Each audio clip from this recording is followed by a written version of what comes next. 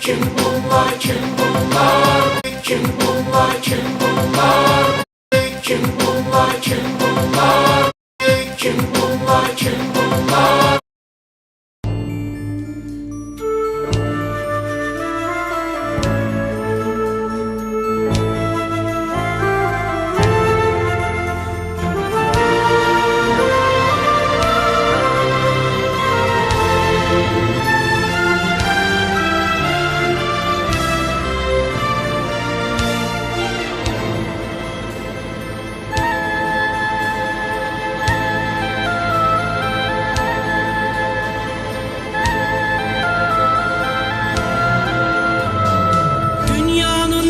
Çiçeklerini,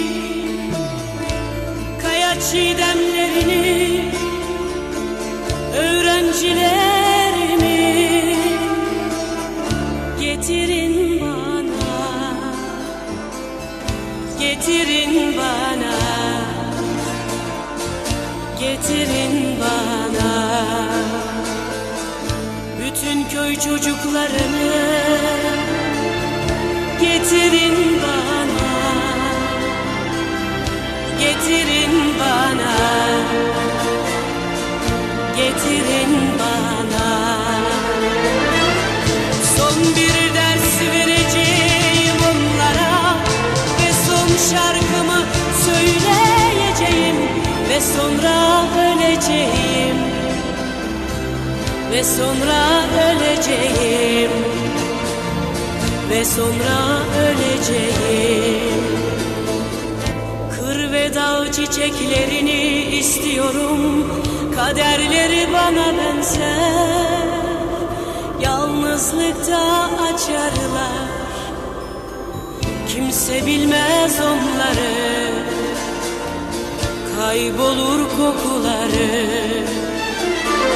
Yurdumun sevgili ve arsız çiçekleri, hepinizi, hepinizi istiyorum.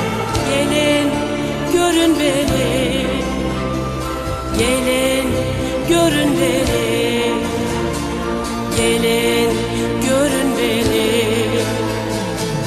Toprağı nasıl örterseniz öylece örtün beni, öylece örtün beni, öylece örtün beni.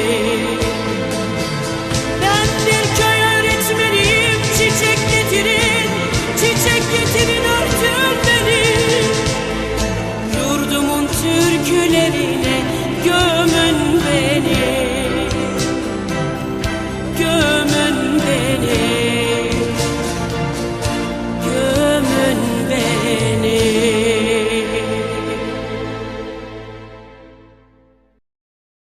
Kim bunlar, kim bunlar? Kim bunlar, kim bunlar? Kim